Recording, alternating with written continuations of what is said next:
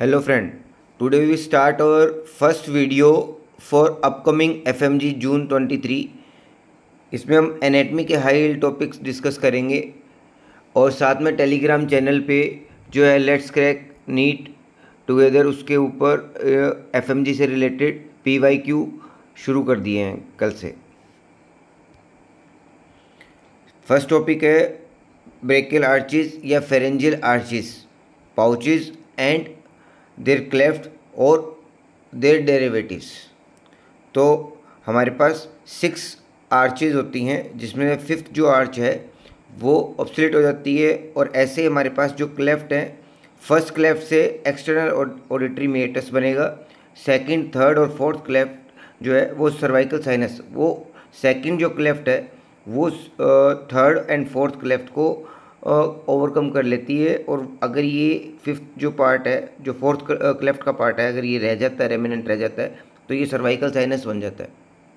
ऐसे हम pharyngeal arches और उसके डेरिवेटिव्स देख लेते हैं। फर्स्ट फेरेंजियल आर्च है, इसको मैंडिबुलर आर्च भी बोलते हैं। इसकी नर्व है वो है फिफ्थ नर्व या trigeminal nerve. Artery, maxillary artery. Muscles जो आएंगी वो आएगी masticatory muscles, temporalis masseter, temporalis है, मैसेटर है, टेरिगोइड है, माइलोहाइड और एंटीरियर बेली ऑफ डाइगेस्टिक। ये क्वेश्चन नीट के अंदर और एफएमजी के अंदर बहुत बार आता है। ये पोस्टीरियर बेली ऑफ डाइगेस्टिक ऑप्शन में होता है और वो पूछते हैं कि कौन सी मसल नहीं है, और तो एंटीरियर बेली ऑफ डाइगेस्टिक जो है फर्स्ट आर्च की मसल है। इसके साथ है tensor tympani, tensor palati. Skeletal and ligamentous element वो कौन कौन से हैं? मेलियस है, इंकस है और मैकस कार्टिलेज। वो पूछते हैं कई बार cartilage of first pharyngeal arches, तो उसका आंसर होगा मैकस कार्टिलेज। टिम्पेनिक रिंग है, mandible bone, sphenomandibular ligament, anterior ligament of the malleus. इसके साथ आएगा सेकंड आर्च जो है उसको हायर्ड आर्च बोलते हैं। इसकी नर्व रहेगी सेवंथ नर्व यानी फेशियल नर्व, और आर्टरी है हायर्ड या स्टेपिडियल आर्टरी। स्टेपिडियल आर्टरी मोस्टली ऑप्शन में आता है, तो स्टेपिडियल आर्टरी हमेशा याद रखना है। देखो फर्स्ट आर्च में सारे MM वाली स्ट्रक्चर थी, mandibular arch, maxillary artery, masseter, malleus, Meckel's cartilage, mandible bone, सारे M वाले स्ट्रक्चर्स थे।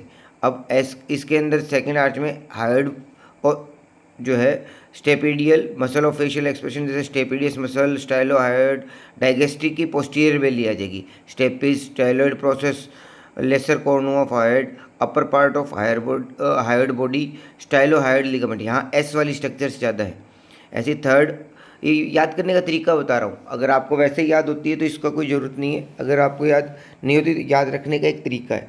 इसके साथ आता है third pharyngeal arch. Third pharyngeal arch की जो नर्व है वो नाइन्थ नर्व यानी ग्लोसोफेरेंजियल नर्व है और कॉमन इंटरनल कैरोटिड आर्टरी हो जाएगा इसका। स्टाइलोफेरेंजियस मसल है, ठीक है। Greater Karna of hide, hide का लेसर कॉर्नो है सेकेंड आर्च का, ग्रेटर कॉर्नो हाइड है किसका? हमारा थर्ड आर्च का, और lower part of hide body. Fourth है क्रेनियल नर्व, 10th हो जाएगी, उसमें सुपीरियर लेरेंजियल नर्व और राइट सब क्लेवियन एंड ओर्टा जो इसकी रहेगी आर्टरी। इसके साथ साथ मसल फेरेंजियल और लेरेंजियल मसल वो फोर्थ और सिक्स दोनों से बनेंगी। Laryngeal skeleton, thyroid, cricoid, एरिटेनॉइड, corniculate and cuneiform cartilage, ये सब के सब हमारे फोर्थ और सिक्स आर्च में बनेंगे। सिक्स आर्च की सिर्फ नर्व अलग रहेगी, वो रहेगी 10th नर्व, इसमें रिकरेंट लेरेंजियल नर्व रहेगी, उसकी भी 10th है, वो सुपीरियर लेरेंजियल नर्व रहेगी, जो आगे आपको यहीं से अगर याद रहता है तो आगे डेरिवेटिव्स में भी याद रखने की दिक्कत नहीं आएगी। इसके बाद जो फेरेंजियल पाउचेज हैं वो पाउच है, उस फर्स्ट पाउच से क्या बनेगा? Epithelial lining of middle ear and tympanic membrane. ये देखो फर्स्ट में टिम्पेनिक कैविटी जो है फर्स्ट पाउच से बन रही है। पैलेटाइन टॉन्सिल जो है सेकंड से बनेंगे, epithelial lining of the palatine tonsil. Third से बनेगी इंफीरियर पैराथायरॉइड ग्लैंड्स और इंफीरियर थाइमस। फोर्थ से बनेगा सुपीरियर पैराथायरॉइड ग्लैंड। देखो थर्ड के दो पार्ट होंगे, सुपीरियर पार्ट और इंफीरियर पार्ट। थर्ड पाउच के थर्ड के सुपीरियर पार्ट से बनेगा इंफीरियर पैराथायरॉइड ग्लैंड और इंफीरियर पार्ट से बनेगा थाइमस। और ऐसे ही फोर्थ पाउच है जो उससे सुपीरियर पैराथायरॉइड ग्लैंड बनेगी और फिफ्थ और सिक्स से पैराफोलिकुलर सी सेल, अल्टीमोब्रेकियल बॉडीज जो है वो इससे बनती है। अब आते हैं हम नर्व्स पे। नर्व जैसा मैंने अपने पहले वीडियो में बताया था कि इंपॉर्टेंट रहेंगी एफएमजी के लिए नर्व्स। नर्व एक्सिलरी नर्व का ओरिजिन है C5 और C6 और ये posterior cord of the brachial plexus से निकलती है। It passes posteriorly around the surgical neck of humerus. अब क्लिनिकल इंपॉर्टेंस है, क्योंकि अगर कहीं भी इसका फ्रैक्चर होता है surgical neck of the humerus का, तो कौन सी नर्व जाएगी? Axillary nerve. अगर एक्सिलरी नर्व को की इंजरी हो जाती है तो होगा क्या? Paralysis of the deltoid and the teres minor muscles, impaired abduction of the shoulder from 30 to 90 degree. Abduction कम हो जाएगा 30 to 90 degree. The paralyse deltoid waste rapidly as the deltoid atrophies, the rounded contour of the shoulder is lost and become flattened compare to the intact side. Sensory loss क्या होगा? Loss of sensation over the lateral side of the proximal part of the arm. अब मतलब क्या है? Axillary nerve या surgical neck of humerus के साथ question आता है तो कॉन्टूर गया होता है डेल्टोइड का उस साइड का, सेंसरी लॉस होगा उसके अंदर, अबडक्शन है वो 30 to 90 डिग्री से इसका अबडक्शन इम्पेयर्ड हो चुका होगा, ठीक है। और इसकी यूजुअली इंजरी किस वजह से होती है? Fracture of the surgical neck of humerus, inferior dislocation of the shoulder joint और compression from the incorrect use of the crutches।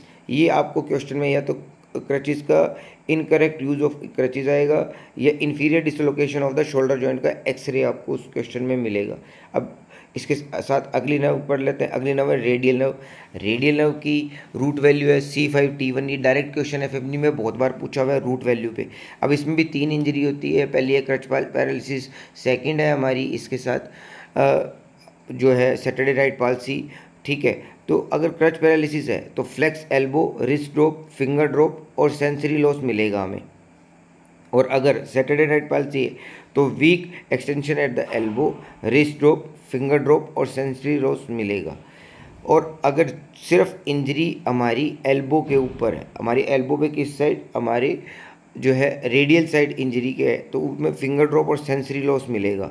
और इंजरी अगर फोर आर्म के लेवल पे है, फोर आर्म के लेवल पे है तो सिर्फ फिंगर ड्रॉप मिलेगा, no sensory loss on the dorsum of the hand, ठीक है। ये डायरेक्ट क्वेश्चन आएगा। इन्हीं ये इतने से ही जो है रेडियल नर्व के अंदर ना ये फिक्स से क्वेश्चन है और फिक्स इंजरी के साइड्स हैं।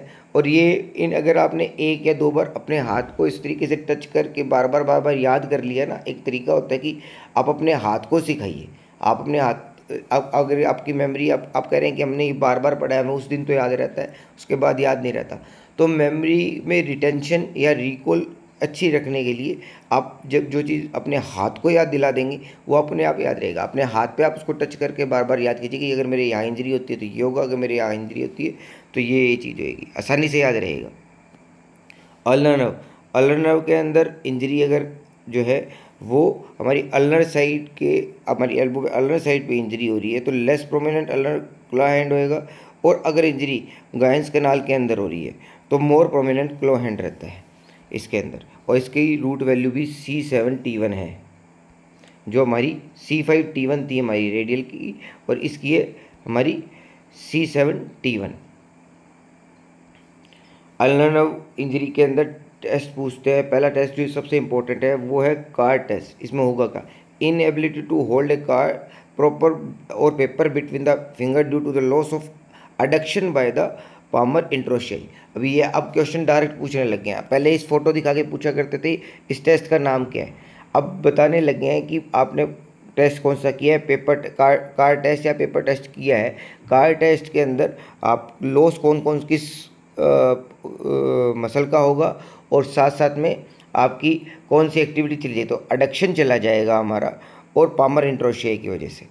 ऐसा ही होगा इगावा टेस्ट। इगावा टेस्ट में क्या करते हैं? The patient is asked to move the middle finger sideways with palm place flat on the table. This is the test for the dorsal interossei of middle finger. अभी dorsal interossei की जो test है middle finger की उसके लिए होता है, और पामर इंट्रोशियाई चेक करने के लिए हम अडक्शन चेक करने के लिए कार टेस्ट करेंगे अल्नर नर्व इंजरी के अंदर। इसके अलावा एक टेस्ट होता है बुक टेस्ट या फ्रोमेंट साइन। फ्रोमेंट साइन आप ये देखिए, यहाँ थंब की जो है पोजीशन को, इन दोनों थंब की पोजीशन और इस थंब की पोजीशन को आप देख लें। इसमें मैं बताना क्या चाह रहा हूँ, the patient is asked to hold a book between the thumb and other finger. In ulnar nerve injury the first 2 muscles are paralyse and now the patient has to depend upon the flexor pollicis longest with flex the thumb prominently. मतलब क्या है कि positive sign के अंदर क्या आएगा, compensatory flexion होगा at the IP joints. Interphalangeal joint पे कंपनसेटरी फ्लेक्शन देना पड़ेगा क्योंकि वो मसल पैरालाइज हो चुकी है, उसको दूसरी मसल्स का यूज़ करना पड़ेगा। एग्जामिनर के थम्स देख रहे हो आप, बिल्कुल सीधे हैं, जैसे फ्रोमेट साइन पॉजिटिव किसको बोलेंगे, जिसमें ये थंब जो है वो उसका कंटूर बन जाएगा, दूसरी मसल्स को वो यूज़ कर रहा है। नेक्स्ट नर्व है मीडियन नर्व। इससे मसल कौन कौन सी इनर्वेटेड रहती है, ये फिक्स क्वेश्चन आता है, कई बार क्वेश्चन आता है, और वो मीडियन नर्व के साथ ही आता है एफएमजी के अंदर। Flexor carpi radialis, palmaris longus, pronator quadratus, pronator teres, digital flexor. और मोटर फंक्शन क्या है, थंब का flexion and opposition, flexion of digit, second और थर्ड डिजिट का फ्लेक्शन है, wrist flexion and abduction, forearm का प्रोनेशन है। Sensory कहाँ होएगा, इसके फंक्शन है skin over the anterior lateral surface of the hand. Injury के अंदर क्या आएगा, claw hand deformity in the ulnar reason, इसमें ये आपको मिलेगा। मीडियन नर्व के टेस्ट पूछते हैं, पेन टेस्ट या अबडक्टर पॉलिसिस ब्रेविस का टेस्ट पूछते हैं। इसमें अबडक्शन ऑफ द थंब देखते हैं। A pen is kept at a level higher than the thumb and the patient is asked to touch the tip of the pen. तो वो tip नहीं कर पाएगा, क्यों नहीं कर पाएगा, क्योंकि अबडक्शन नहीं है, अबडक्शन पॉलिसिस ब्रेविस चली गई है, उसकी वजह से पॉइंटिंग फिंगर दिखेगी या इसको बोलते हैं ओस्टलर क्लास्प साइन, इस तरीके से। थर्ड टेस्ट है किलोनेविन साइन और वीकोके sign. To assess flexor digitorum profundus and flexor pollicis longus innervation, इसके लिए ये साइन करते हैं। Ask the patient to make a okay sign with touching the tip of thumb and index finger together with weakness of these muscles. कौन कौन सी muscles, flexor digitorum profundus and the flexor pollicis longus, FPL and FDP, ये दोनों। इसके साथ with weakness of these muscle the distal phalanges can not flex and instead of the finger tips touching the volar surface with each distal phalanx make contact. तो ये week okay हमारा बनता है, जिसके अंदर हम ओके में ये इस तरीके की शेप बनता है, इसमें ये ओके बन रहा है इस तरीके की शेप, तो ये वीक ओके साइन है। अगली नर्व हम पढ़ते हैं musculocutaneous nerve. The musculocutaneous nerve is the main nerve of the front of the arm and the continues below the elbow as the lateral cutaneous nerve of the forearm. It is a branch of the lateral cord of the brachial plexus arising at the lower part of the pectoralis minor in the axilla. Root value क्या है, C5 C7। Origin हमने बता दिया कि ये lateral cord of brachial plexus से है, ठीक है। इसके साथ साथ अगर ये इसके अंदर जो है क्लिनिकल क्या फ़र्क पड़ेगा, अगर इसकी इंजरी हो जाती है तो मोटर फंक्शन किसका चला जाएगा, क्रोकोब्रेकियलिस और bicep brachii and brachialis muscles are affected. होगा क्या, flexion at the shoulder and the elbow are weaken but can still be perform by the pectoralis major and brachioradialis respectively. मतलब क्या है, flexion at the shoulder and elbow are weak हो जाएंगे, supination of form week, कुछ कोई function बिल्कुल loss नहीं हुआ है, वीक हुए हैं दोनों, flexion at the shoulder and elbow और supination of the forearm, दोनों वीक होंगे। सेंसरी फंक्शन क्या होता है, loss of sensation over the lateral side of forearm. यही एक क्वेश्चन आता है, इंपॉर्टेंट क्वेश्चन है, इसके अंदर फोटो दी होती है फोर आर्म की लेटरल साइड की, और पूछते हैं कि ये सेंसेशन किसकी वजह से चला जाएगा, तो ये मस्कुलोक्यूटेनियस नर्व की वजह से चला जाएगा। एक इसका ब्रांचेज एंड डिस्ट्रीब्यूशन पूछते हैं, तो इससे मसल्स कौन कौन सी इनर्वेटेड रहती है, coracobrachialis, bicep brachii, long and short head दोनों के दोनों, और ब्रेकियलिस। ये पूरा क्वेश्चन इसी तरीके से आता है। अब हम बात कर लेते हैं जॉइंट्स की। जॉइंट्स के तो स्ट्रक्चरल क्लासिफिकेशन ऑफ जॉइंट्स में 3 टाइप होते हैं, फाइब्रस, कार्टिलेजिनस, साइनोवियल। फाइब्रस के अंदर आएगा, जो फाइब्रस किसको बोलेंगे, तब connected by the dense connective tissue mainly collagen, ये इमूवेबल होंगे। इसके भी अलग टाइप है, सुचर, गुम्फोसिस और सिंडेमोसिस। सुचर्स के अंदर प्लेन सुचर, स्क्वेमस, सेरेट, डेंटेट और सिंडेलेसिस। और गोम्फोसिस के एग्जाम्पल क्या है, peg and socket. Peg and socket का एग्जाम्पल है tooth in the alveolar process. और सिंडेमोसिस के एग्जाम्पल कौन कौन से, middle and distal tibiofibular joint और मिडल रेडियो अल्नर जॉइंट। ये हमेशा एक क्वेश्चन आया है एफएमजी के अंदर जॉइंट्स टाइप पे। तो जॉइंट्स टाइप के अंदर अगर हम सिंडेमोसिस का मोस्ट इंपॉर्टेंट देखें वो है middle radio ulnar joint. Cartilaginous joint है, सेकंड टाइप ऑफ जॉइंट्स है। इनको कार्टिलेजिनस कब बोलेंगे? Connected by the fibro cartilage और आइलिन कार्टिलेज, स्लाइटली मूवेबल होंगे। इमूवेबल थे हमारे फाइब्रस, कार्टिलेजिनस हमारे स्लाइटली मूवेबल है। तो ये दो तरीके के होंगे, प्राइमरी एंड सेकेंडरी। प्राइमरी को सिनकोंड्रोसिस भी बोलते हैं और सेकेंडरी को सिम्फेसिस भी बोलते हैं। इसमें फेसिस में SES है, SIS नहीं है। तो इसका क्या रहेगा? जो प्राइमरी है वो connected by the hyaline cartilage, example क्या है? Diaphysis, epiphysis of the long bone.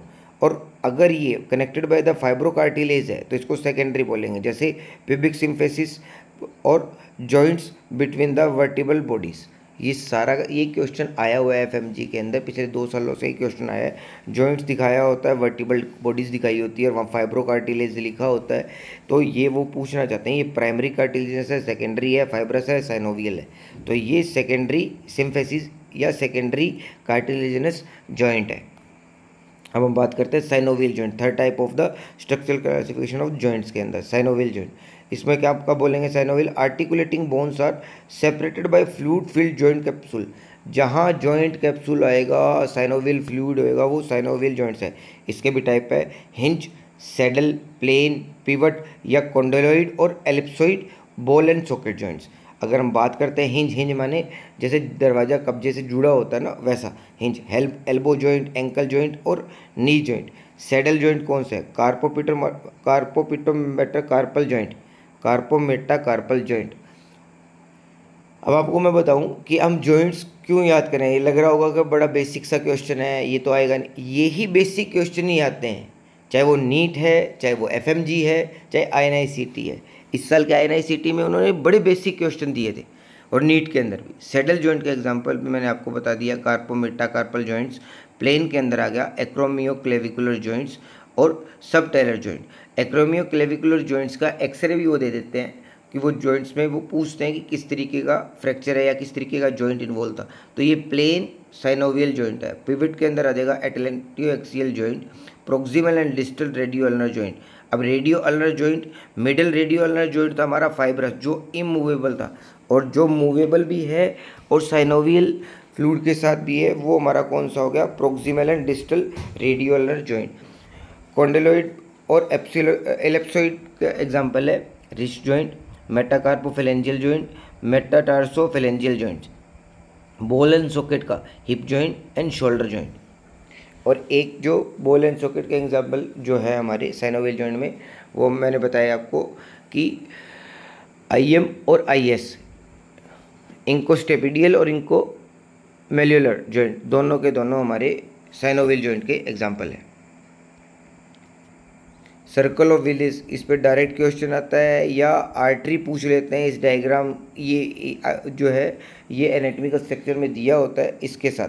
Circle of Willis या सर्कुलस आर्टीरियोसस बोलते हैं। It is the arterial circle situated at the base of brain in the interpeduncular fossa. ये question आता है कहाँ होता है, तो ये इंटरपेडिकुलर फोसा के अंदर होता है।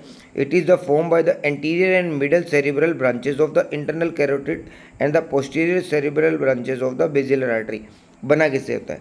पोस्टीरियर सेरिब्रल ब्रांचेज किसकी है? बेसिलर आर्टरी की। और एंटीरियर ब्रांचेज किस और मिडल सेरिब्रल ब्रांचेज किसकी है? इंटरनल कैरोटिड आर्टरी की। The two anterior cerebral arteries are connected by the anterior communicating artery।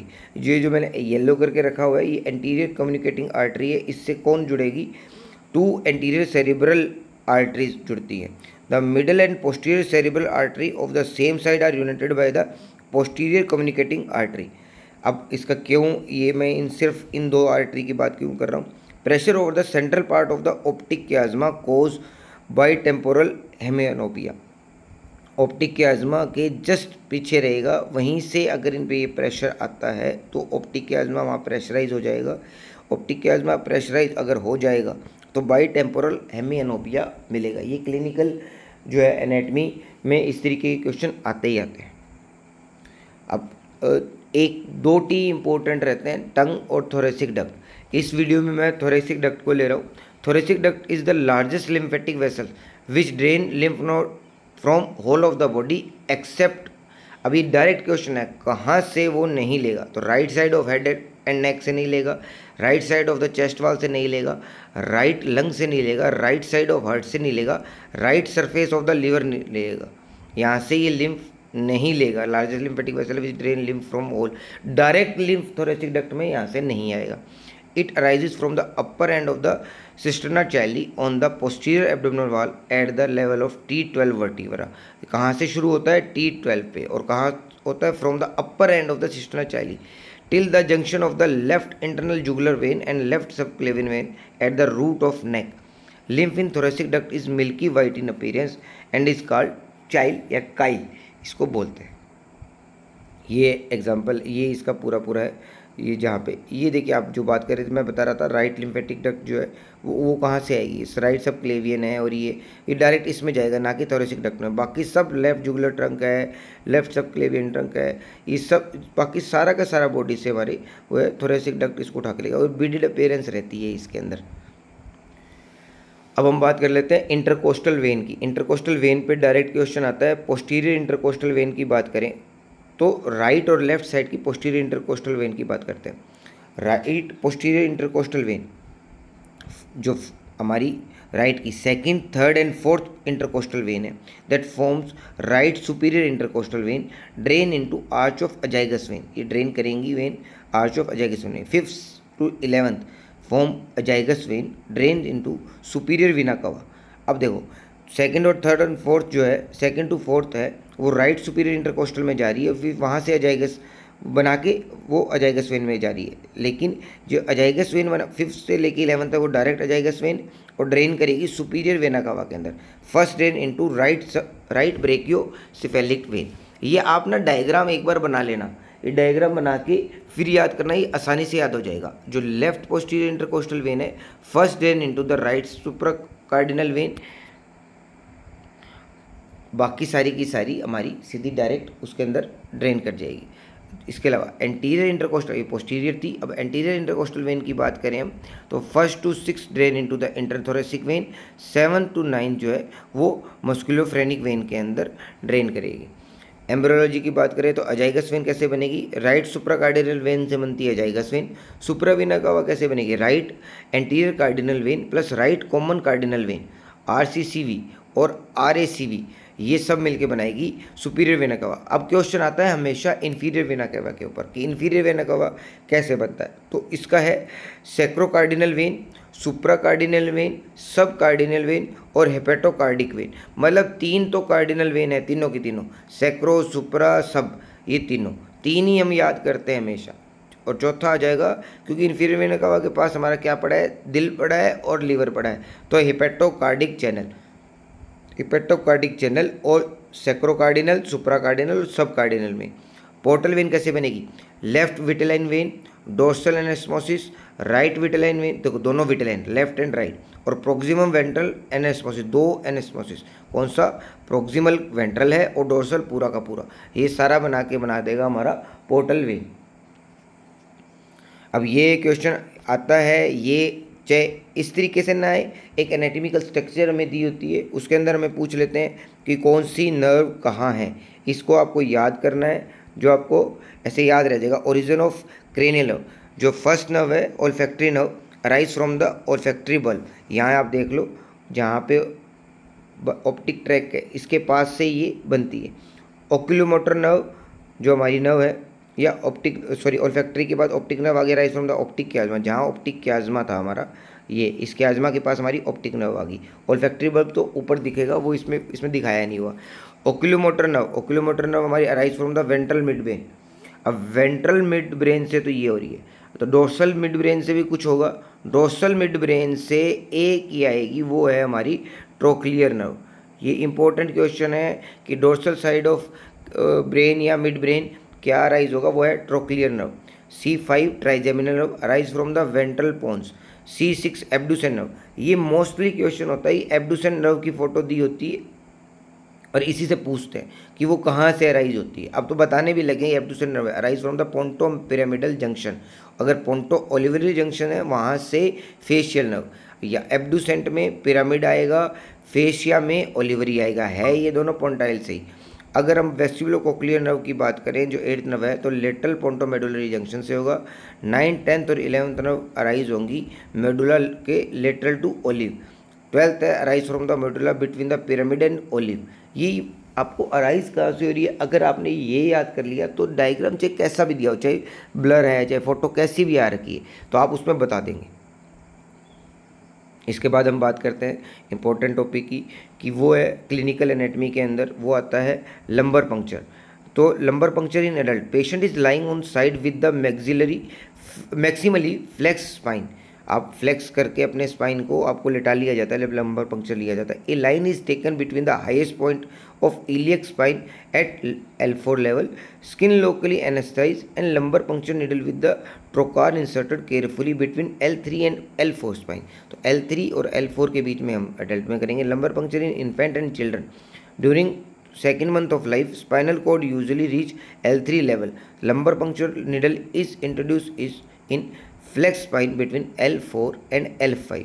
अब क्वेश्चन आता है कि आप लंबर पंक्चर करते वक्त क्या क्या रप्चर करते हैं। तो स्किन जाएगा, सबक्यूटेनियस टिश्यू जाएगा, उसके बाद सुप्रास्पाइनेटस लिगामेंट। देखो स्किन सबक्यूटेनियस टिश्यू यहाँ तक याद है, उसके ऊपर कुछ भी पड़ा तो सुप्रा स्पाइन है तो स्पाइनस, फिर उसके बाद अंदर चले गए तो इंट्रास्पाइनस, फिर क्या आ गया हमें फ्लेवर मिलना शुरू होगा लिगामेंटम फ्लेवम, फिर उसके बाद कहाँ जाएंगे epidural spacing containing the internal vertebral Venus plexus, उसके बाद ड्यूरा, फिर एरिकनॉइड, फिर हम जाएंगे सब एरिकनॉइड स्पेस में, उसके बाद हमें मिलेगा क्या CSF। ये डायरेक्ट क्वेश्चन आता है कि आप लंबर पंक्चर में क्या क्या पियर्स करते हैं।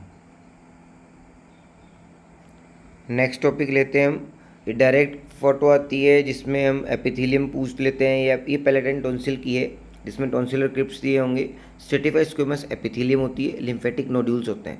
ये डायरेक्ट क्वेश्चन आता है, इतनी बड़ी क्रिप्ट्स किसी में नहीं दिखेगी, जहाँ आपको इतने सारे लिम्फ नोड्स ब्लू कलर में ये दिखेगा, लिम्फ्स दिखेगा, लिम्फेटिक जो है स्ट्रक्चर्स दिखेंगी। एपिथेलियम स्ट्रेटिफाइड स्क्वेमस एपिथेलियम होती है, पैलेटाइन टॉन्सिल है। इसके साथ साथ मैंने अपने फर्स्ट वीडियो में इसके नीट या INICT में भी डाला था कि डायफ्रागमेटिक ओपनिंग पूछते हैं। ये तो डायरेक्ट क्वेश्चन फोटो देखे दिखा देंगे या फिर ऐसे पूछेंगे।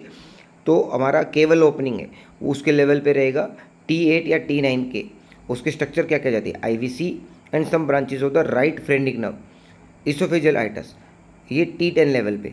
ये इंपॉर्टेंट क्वेश्चन है, ये कई बार पूछा हुआ है। T10 लेवल पे इसोफेजियल आइटस है, उसमें से क्या क्या क्या निकलेगा oesophagus, anterior and posterior vagal Trunks, small oesophageal arteries. इसके अलावा ओपनिंग आएंगी T12 लेवल पे जिसको बोलते हैं ओटिक आइटस, इसमें 8 आएगा AAT, ओटा जैगसवेन एंड थोरेसिक डक्ट। ये आपको क्वेश्चन याद कर लेना है। इसके अलावा ये लाइंस आती हैं, ये नॉर्मल टेंशन लाइंस हैं, ये बॉडी की नॉर्मल टेंशन लाइंस हैं। ये इस साल का INICT का क्वेश्चन था, इस तरीके की फ़ोटो आई थी, ये डायरेक्ट यही सेम फोटो आई थी। इसमें ये जो लाइंस दी हुई हैं ये नॉर्मल टेंशन लाइंस हैं हमारी बॉडी की। थर्ड पार्ट ऑफ जो हमारा ड्यूडिनम है उसके साथ रिलेशन आया हुआ है, relation of third part. Anteriorly क्या होगा, root of the mesentery, the coils of the jejunum. Posteriorly, ये मैं INICT के इस साल के क्वेश्चन बता रहा हूँ 2023 के। Posteriorly the right ureter, the right psoas major muscle, the right testicular और ovarian vessels, inferior vena cava, abdominal aorta and the origin of the inferior mesenteric artery, superiorly the pancreas, inferiorly the coils of jejunum। ये हमेशा anteriorly relation पूछेंगे आपसे। रोम्बोइड major, इस साल का INICT 2023 का ये क्वेश्चन था, मई 2023 का। इसमें ओरिजिन पूछा, minor nuchal ligaments and the spinous process of C7 at T1 vertebra.